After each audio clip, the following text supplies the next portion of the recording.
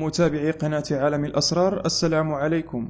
قد لا نصدق جميعا فكرة وجود مخلوقات أخرى تعيش معنا على هذا الكوكب غير التي نراها ونعرفها، وقد ننكر أيضا وجود وحوش ومخلوقات تعيش بيننا ولكن في خفاء.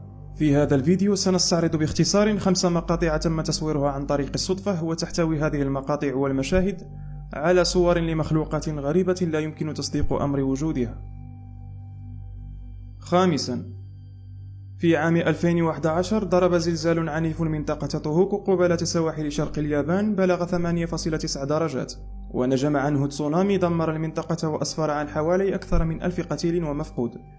وبعد هذا الحادث المأساوي انتشرت العديد من المقاطع والفيديوهات التي تم تصويرها عن طريق كاميرات المراقبة، وفي إحدى المشاهد التي تم تصويرها يظهر مخلوق غريب خرج من المياه متجها صوب المدينة، وقد تم تصوير هذا الفيديو من قبل شخص مجهول لم تعرف هويته بعد، وأثار هذا المقطع صخبا وضجة كبيرة في شبكات التواصل الاجتماعي بين مصدق ومنكر لوجود مثل هذه المخلوقات. إليكم الفيديو.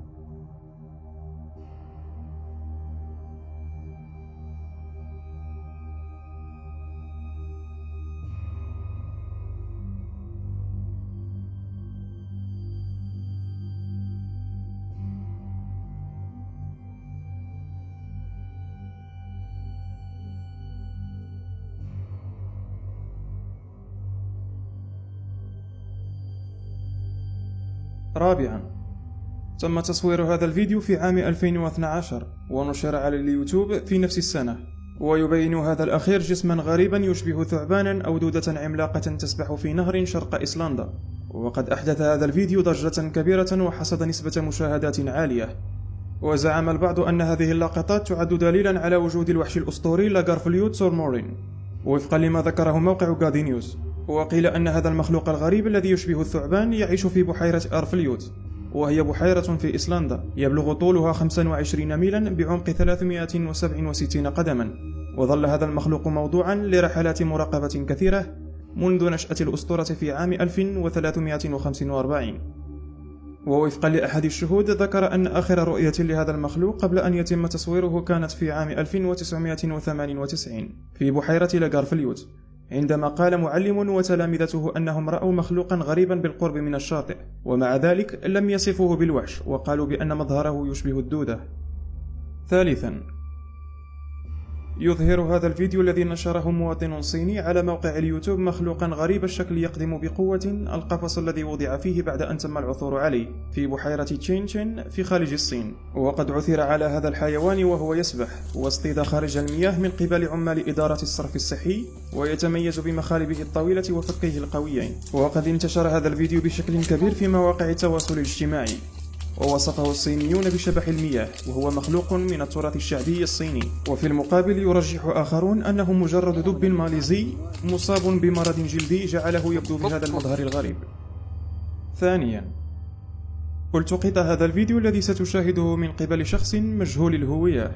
هذا الأخير وجد مخلوقا غريبا يشبه السلحفاة، لكنه في حقيقة الأمر ليس كذلك. باختصار، إليك الفيديو لتشاهد وتحكم بنفسك.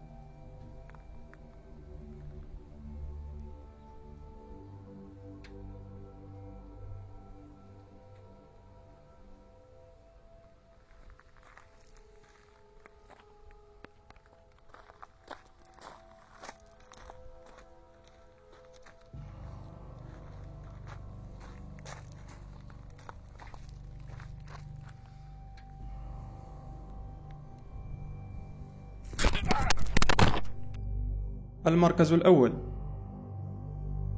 هذا الفيديو الأخير تم تصويره من قبل مجموعة من الشباب اليابانيين قبل سنوات، ويظهر هذا الفيديو مخلوقا غريب الشكل والمظهر. يعتقد الكثيرون ممن شاهدوا الفيديو أنه مخلوق بحري قامت الأمواج برميه إلى الشاطئ. وفي المقطع يظهر هؤلاء الشباب وهم يحاولون اكتشاف هذا المخلوق الغريب، لكن فجأة حدث أمر غريب جدا. شاهد الفيديو حتى النهاية لتكتشف بنفسك.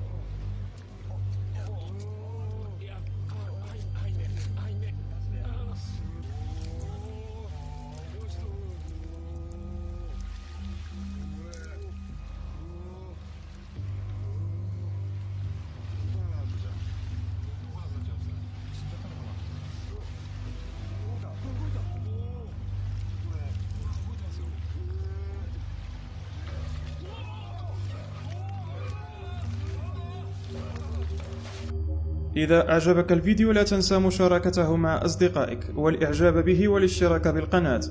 ألتقي بكم في موضوع جديد، إلى اللقاء.